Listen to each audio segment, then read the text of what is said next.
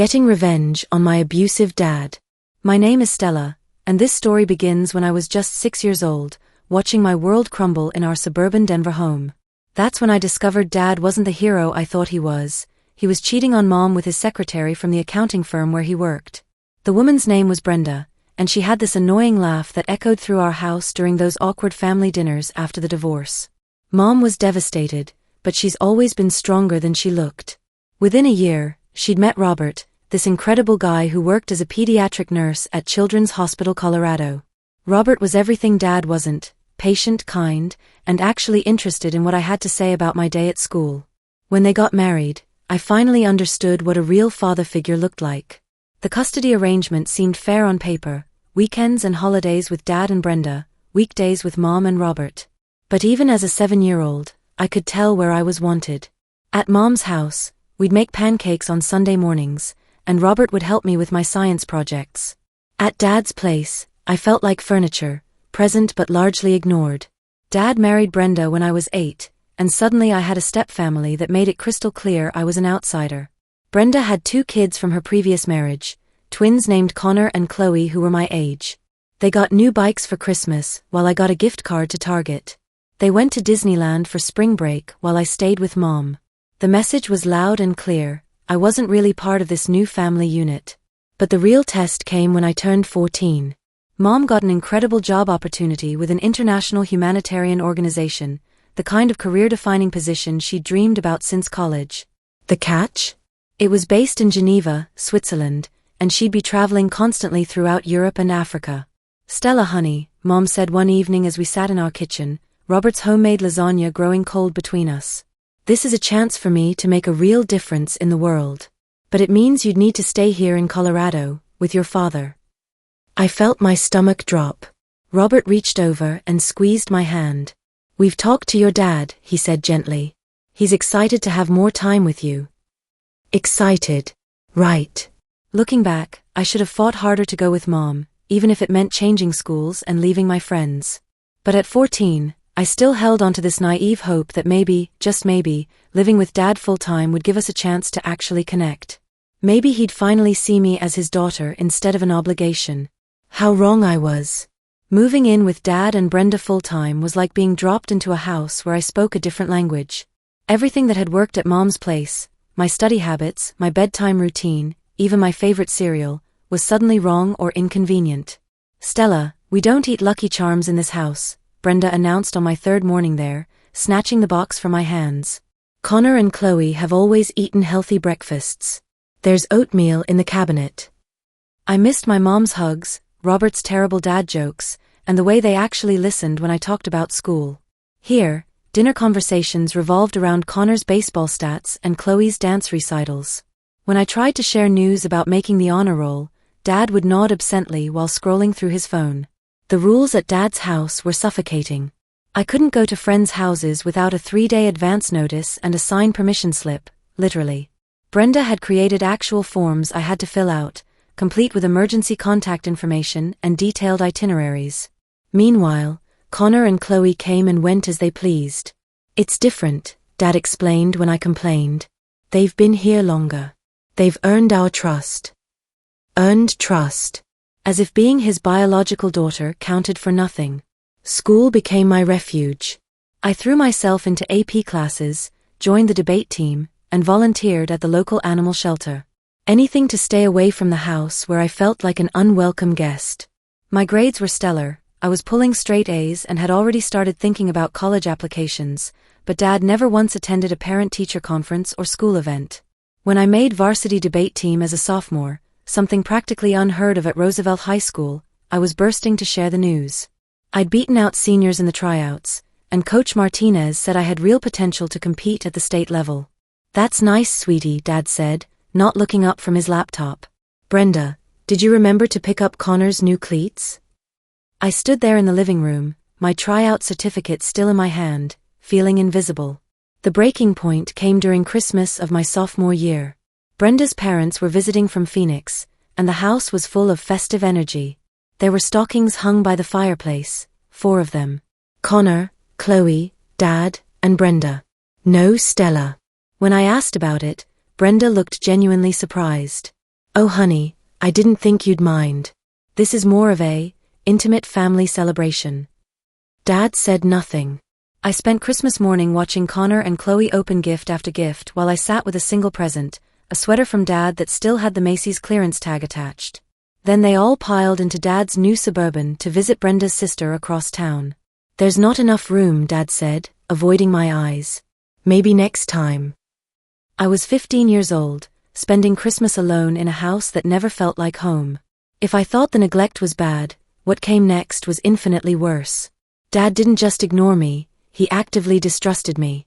It started with my phone.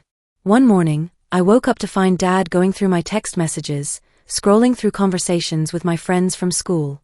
"Dad, what are you doing?" I asked, still in my pajamas. "Making sure you're not getting into trouble," he said matter-of-factly. "This is my house, my rules." He found a text thread where my friend Zoe and I were complaining about his strictness. Nothing dramatic, just typical teenage venting about unfair parents. But Dad saw it as evidence of my disrespectful attitude. "You're grounded for a week," he announced. "No phone, no going out after school." "For what?" "Talking to my friend." "For talking about me behind my back." The irony wasn't lost on me. He'd been talking about me behind my back to Brenda for years, complaining about what an inconvenience I was. But somehow, I wasn't allowed the same outlet. The surveillance escalated quickly. Dad installed tracking apps on my phone and laptop. He started timing my trips to and from school, questioning why it took me 23 minutes instead of 20 to get home. When I joined study groups at the library, he'd call every hour to check in. But the worst part was Mrs. Henderson. She lived next door, a retired woman who spent most of her day peering through her blinds at the neighborhood. Dad had somehow recruited her as his personal spy network. "Stella was outside talking to a boy yesterday afternoon," she'd report during Dad's evening interrogations. They were standing very close together. The boy was Jamie Chin from my AP history class. We'd been working on a group project about the Great Depression, and he'd stopped by to drop off some research materials. The standing very close together was us looking at documents on my front porch for maybe 5 minutes. "I don't want boys coming over when I'm not home," Dad declared. "Mrs. Henderson will be keeping an eye on things." I felt like a prisoner in my own life. My friends stopped inviting me places because they knew I'd have to say no. My grades, ironically, got even better because I had nothing else to do but study. But inside, I was withering away. The breaking point came on a Friday night in March. There was a school dance, nothing fancy, just a casual spring fling in the gymnasium. I'd been looking forward to it for weeks, had even saved up my allowance to buy a new dress. But when I asked Dad for permission to go, he said no. "I don't know these kids," he said. "And dances are where trouble happens." "Connor went to his spring dance last year," I pointed out. "Connor's different." "How is Connor different?" "He just is, Stella. The answer is no." I spent that Friday night watching Netflix in my room while my friends sent me pictures from the dance. Zoe looked beautiful in her blue dress, and Jamie had asked about me. Apparently he'd been hoping we could dance together. I was 16 years old, and I felt like my life was already over. I snapped on a Tuesday in April. It wasn't one big thing, it was the accumulation of 1,000 small humiliations, 1,000 moments of being made to feel like I didn't belong in my own father's house. The trigger was absurdly small. I'd made honor roll again, my 6th consecutive semester, and I'd been elected as junior class secretary for the following year. I was proud of myself, genuinely excited about the leadership opportunity, and foolish enough to think Dad might be proud too. I found him in the garage, tinkering with his motorcycle, a hobby that had emerged since his midlife crisis began in earnest. "Dad, I have some good news," I started. "In a minute, Stella. I'm trying to adjust this carburetor." I waited. And waited. 15 minutes passed while he fiddled with engine parts, occasionally cursing when something didn't fit right. "Dad. What?" His tone was irritated, like I was interrupting something important. "I made honor roll again. And I got elected to student government." He didn't even look up. "That's nice." "Hey, can you grab me a beer from the fridge in the garage?" "That's nice." 2 words. For 4 years of academic excellence, for leadership recognition, for everything I'd accomplished despite feeling unwanted in my own home. I didn't get him the beer. Instead, I stood there watching him ignore me, just like he'd ignored me for years, and something inside me finally broke. "Do you even care?" I asked. "About what?" "About me. About anything I do. About the fact that I exist." Now he looked up, his face already shifting into that familiar expression of annoyance. "Stella, don't be dramatic." "Dramatic? I'm being dramatic." My voice was rising, and I didn't care. "I've lived in this house for 2 years, and you treat me like I'm some kind of burden you're stuck with." "You're being ridiculous." "Am I?" "When's the last time you asked about my day? When's the last time you came to a school event? When's the last time you acted like you actually wanted me here?" Dad set down his wrench and stood up, his face hardening.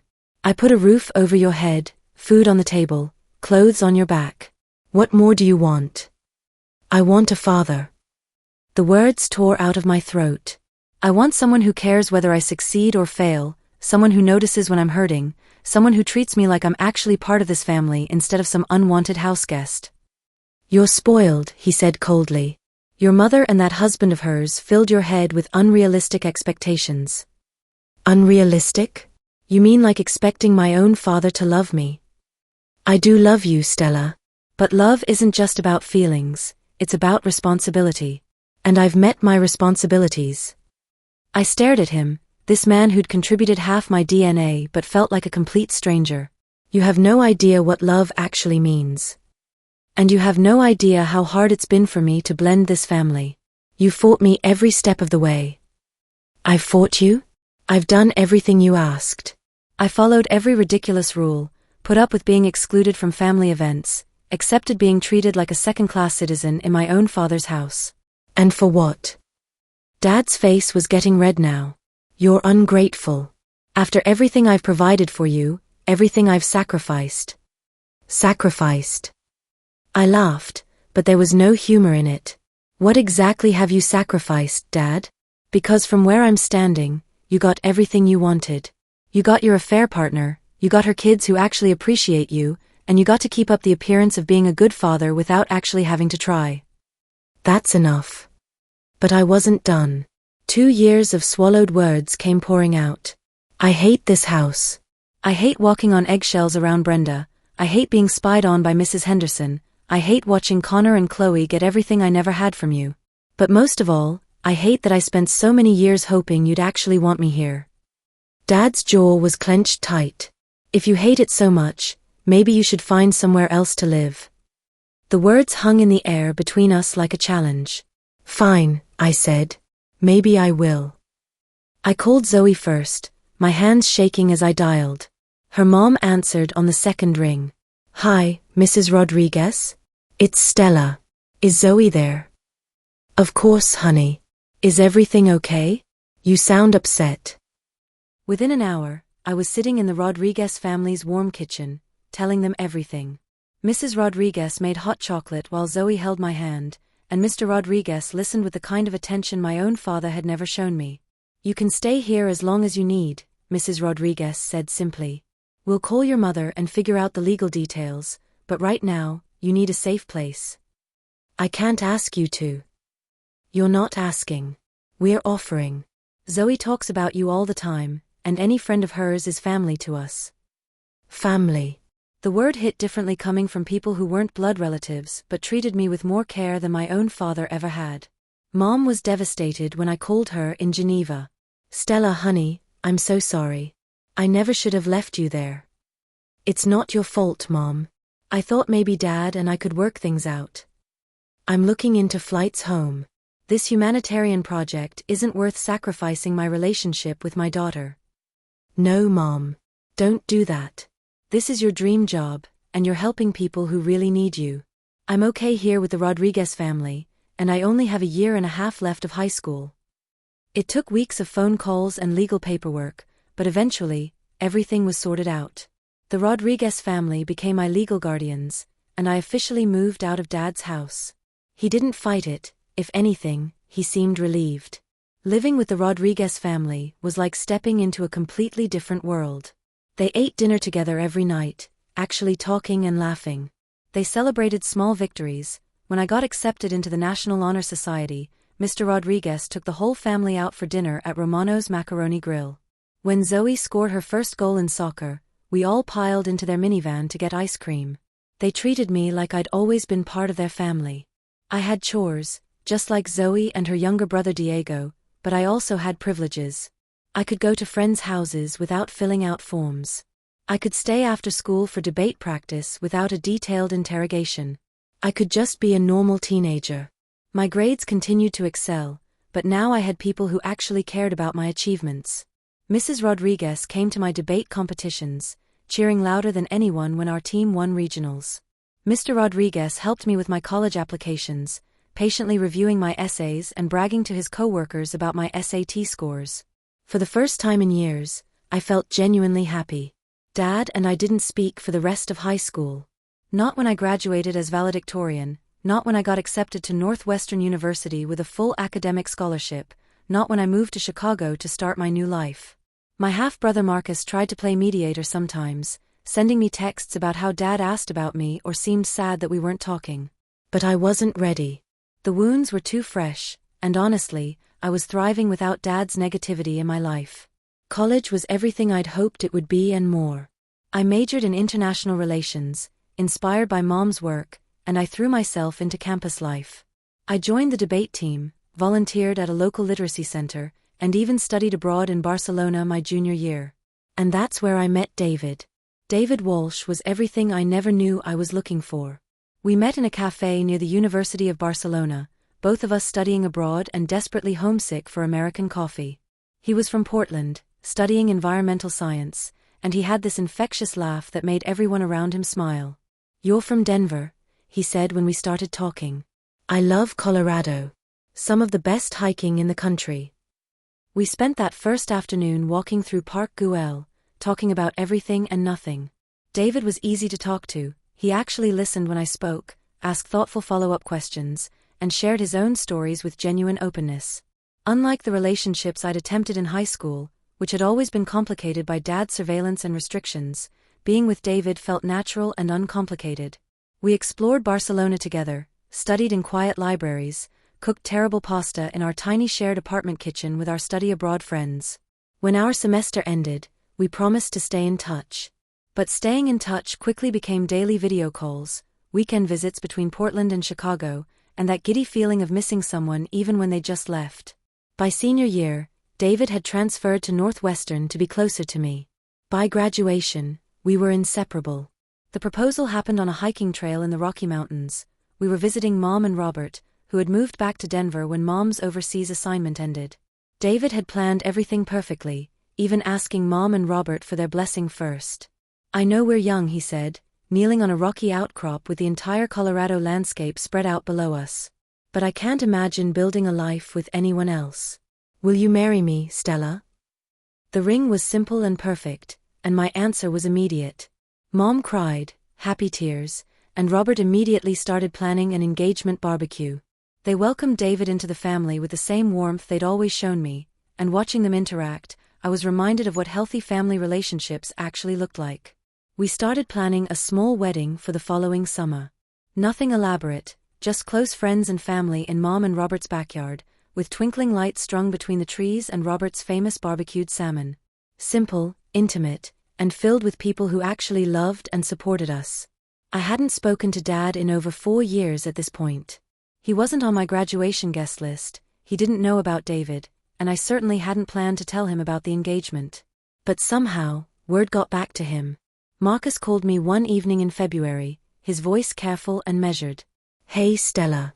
So, Dad knows about your engagement." My stomach dropped. "How?" "Brenda saw something on Mom's Facebook page. She showed it to Dad." I'd forgotten that Brenda and Mom were still connected on social media, a leftover from the awkward years when they tried to coordinate custody schedules. "Okay," I said slowly. "And he wants to talk to you.